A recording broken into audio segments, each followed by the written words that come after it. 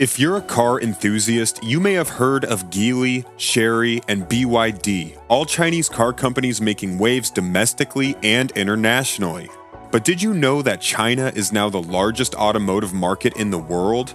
In 2021, China sold over 26 million new vehicles, outpacing the US by about 10 million units. And the massive auto industry there is poised to take over the world, with experts predicting 2023 will mark the year China becomes the number 2 exporter of passenger vehicles in the world, surpassing the US and South Korea and closing in on Japan's lead.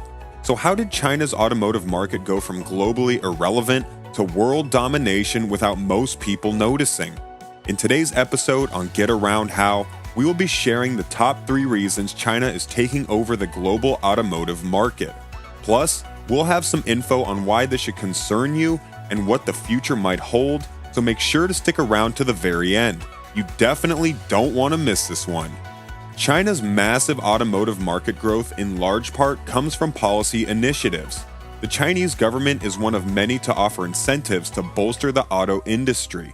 But the policy changes in recent years have made China an incredibly attractive place to build and sell vehicles, so much so that the automotive industry is now a pillar of the global economy.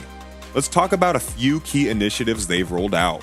First up, subsidies for electric vehicles. China is all about promoting EVs and reducing dependence on fossil fuels, so they've offered subsidies to making manufacturing and buying an EV more affordable.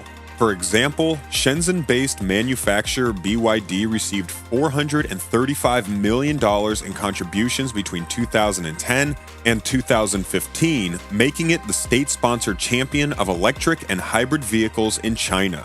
Next, tax incentives. Car buyers can enjoy some sweet tax breaks like lower sales taxes for energy-efficient vehicles and tax exemptions for EVs. This has made buying a car much more accessible and attractive for consumers. For example, in May 2022, China released a policy to boost new energy vehicle, or NEV, sales in rural parts. And at the time, the government's new policy cut the new purchase tax by 50% for cars priced at no more than CNY 300,000 or US dollars of 45,000, with an engine capacity of 2-liter or less.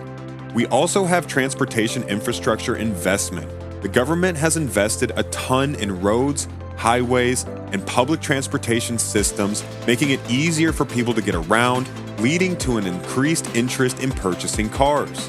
Next up, support for domestic automakers. The government is giving subsidies, tax breaks, and other incentives to their own car companies. This has helped these companies grow and expand both at home and abroad.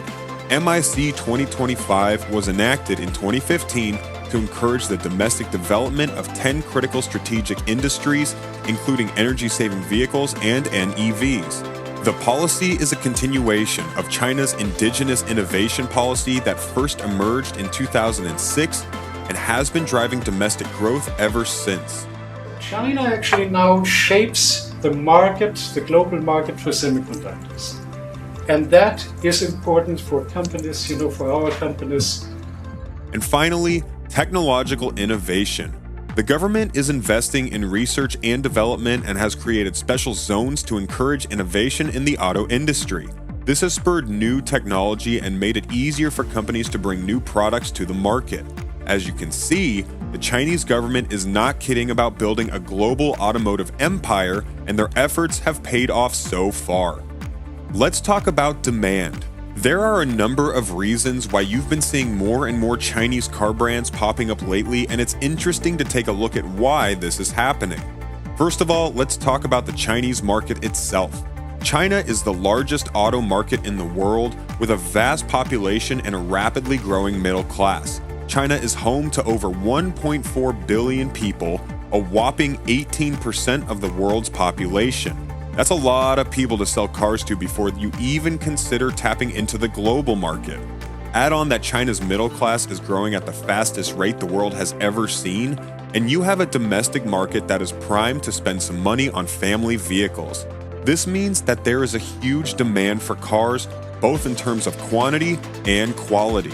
Chinese consumers are looking for affordable yet reliable vehicles that meet their needs, and Chinese automakers are stepping up to the plate. Chinese automakers are also taking advantage of the growing global demand for EVs as more and more consumers are looking for sustainable and environmentally friendly transportation options.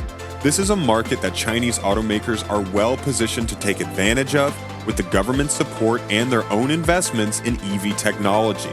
As a result, Chinese automakers are expanding globally, establishing a presence in other countries and exporting their vehicles to international markets. This allows them to tap into new markets and increase their global reach, which is a critical factor in the growth of the Chinese auto industry. Now let's talk about what's in the driver's seat of all this success: the price. Chinese car makers are killing it with affordable vehicles that don't skimp on the latest tech and quality. Plus, they've got a super solid local supply chain, making it cheaper to produce an EV in China than anywhere else. This makes for a sweet deal that is tough to beat for both Chinese and global consumers. Tesla's factory in Shanghai cranked out almost 711,000 cars last year and was responsible for over half of Tesla's total output. This push has given birth to a bunch of new Chinese car companies. Some of them are still trying to find their footing, but a few, like BYD, NIO, and XPeng Inc., are poised to become household names. All right, so we have a government making big moves to support the auto industry and a domestic and international customer base that wants the tech China has to offer at the price point they can provide. Let's add the final piece here: capital support. The policies, growth, and innovation fueling the market's growth are incredibly attractive to investors. In the past year, from May 2021 to May 2022, we've seen a whopping 254 financing events happen. That's a lot of cash flowing around. And what's even more impressive is that 90 different companies have received investments from all sorts of big players like PEs, VCs, and OEMs, both domestically and internationally. And it's not just big players getting in on the action. We've also seen 57 companies complete Series A and pre-Series A financing rounds, which is a big deal for any startup. But what's all this money going towards? It looks like high-tech automotive domains are the main attraction. We're talking about driving automation, sensors, semiconductor-connected vehicles, batteries, and vehicle manufacturing. Out of all these hot topics, autonomous driving is the most popular area of investment, accounting for over 20% of the investment. Now that we know what is driving the massive growth in the Chinese auto market, let's talk about why we should be concerned. There are a few reasons why people are starting to raise eyebrows. One big issue is the government's involvement. They've been incredibly supportive of the industry with subsidies and tax breaks, and some folks say this gives Chinese companies an unfair advantage. And there are worries that state-sponsored companies might bend the rules and engage in unfair competition. Another hot topic is the impact on the environment. Sure, the government is promoting electric vehicles, but the industry's rapid growth is leading to more air pollution and greenhouse gas emissions.